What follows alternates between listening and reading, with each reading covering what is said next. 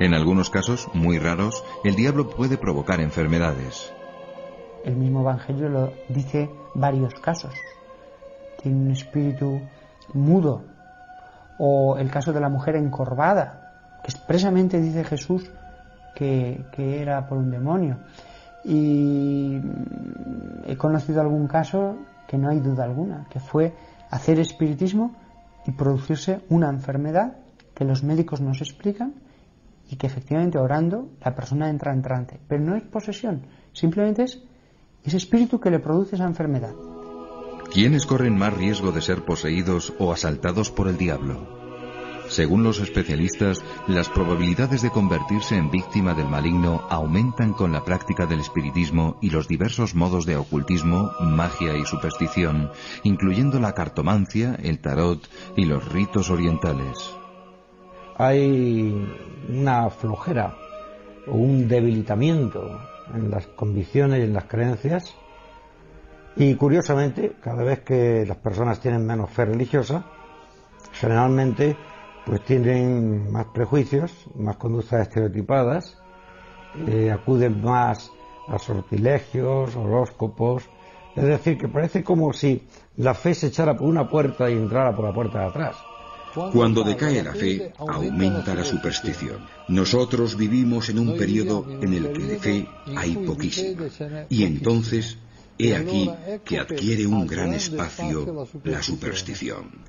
A mí me preocupa más el ocultismo, esto de videntes, astrólogos, la Ouija o Ouija que dice la gente, el tarot, que es una forma mentis especial, ya que esas personas, una persona que habitualmente va al vidente o al tarot para ver su porvenir, irá a misa, pero su forma mentis no es cristiana, ya que no cree que Dios sea Padre y no cree en la providencia divina. Cree que su vida está marcada por los astros. Otra forma, hoy desgraciadamente muy difundida, es el recurso a magos y echadores de cartas, hoy muy activos en la televisión. También esta es una forma tremenda, porque pone directamente en contacto con personas maléficas. Digamos enseguida que el 99% de los magos y cartomantes son solo charlatanes, pero el 1% de los magos y cartomantes están ligados con Satán y se dan verdaderamente al satanismo. La famosa Ouija, adivinanzas, ir a curanderos extraños, todo esto es una puerta, no siempre se cruza, pero una puerta abierta a la intervención diabólica. Independientemente de sus consecuencias religiosas, para la psiquiatría todas estas creencias y actitudes pueden suponer una patología. Y que es una patología que está condicionada por el mal uso de la libertad personal. Es una patología que está condicionada por la confusión axiológica y de valores que hay en nuestra sociedad. Es una especie de ignorancia con atisbos de inteligencia, pero claro, eso es una amalgama de cosas que nuestra inteligencia no cabe que opere bien con ella. Me refiero, por ejemplo, pues a la quiromancia, a la consulta al tabot, que pagan por ello, a echar las cartas, a juegos de magia negra. La consulta, por ejemplo, continua al horóscopo, ¿no? Antes de hacer un negocio, antes de casarse, antes de hacer un viaje. Es decir, yo creo que depende de un sistema cognitivo que no tiene la certeza, ni la fortaleza, ni la capacidad de hundir sus raíces en la verdad. Por eso a muchas personas le cabe muy poca realidad en la cabeza hoy.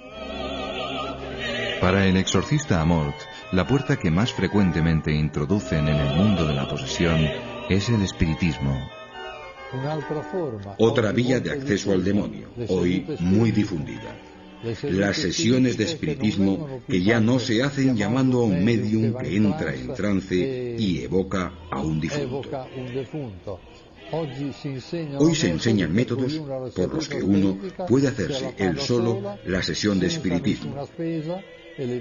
Y las dos formas más usadas son la escritura automática y la grabadora. Uno hace girar la grabadora en vacío y luego, cuando lo escucha, oye, o le parece oír, voces que hablan. Una persona que habla. Hasta aquí hemos visto las actividades extraordinarias de Satanás y sus huestes. Las más frecuentes y ordinarias son menos visibles, pero a menudo más temibles. Estamos hablando de las tentaciones. Casi toda la acción del demonio se reduce a tentar. Y la tentación consiste en que un demonio se acerca a la persona y le tienta, le sugiere el que haga el mal. Se lo sugiere a través de especies inteligibles. Es decir, uno no oye ninguna palabra, no oye ninguna voz, pero le viene como un pensamiento. Es, digámoslo así, algo como telepático. También proceden muchas tentaciones del entorno. Es lo que en la teología tradicional espiritual se ha llamado el mundo. Las tentaciones proceden del mundo, del demonio y de la carne. Pero, ¿dónde están los demonios? De la Biblia se deduce que tienen dos sedes, una en el infierno, donde torturan a los condenados, y otra en el lugar donde se manifiestan o actúan. Después del juicio final, solo estarán en el infierno para siempre. Sobre la superficie de la tierra, legiones de demonios están actuando en la memoria y en la imaginación de los hombres para separarlos de Dios. Es una guerra de dimensiones planetarias invisible pero real. Es la lucha a que se refiere San Agustín entre la ciudad de Dios y la ciudad de Satán. El demonio, decía San Juan de la Cruz, es el enemigo más fuerte del hombre y utiliza el mundo y la carne como sus acólitos. Yo he pensado muchas veces, ¿qué haría yo si fuera el demonio? Yo haría dos cosas. Convencer al clero de que la oración no es tan importante como se decía en otro tiempo. Y después también, pues, destruir la fe, meter la confusión en la fe. Porque cuando una persona pierde la fe, esa persona ya no se levanta. Es decir, si un cristiano tiene un pecado de debilidad, si yo tengo un pecado de debilidad, pero tengo la fe fuerte, yo me levanto del pecado, ¿no es cierto? Pero si uno pierde la fe, o tiene una crisis profunda, pues también intelectual, en el sentido de caer en el agnosticismo, etcétera, ese hombre ya no se levanta.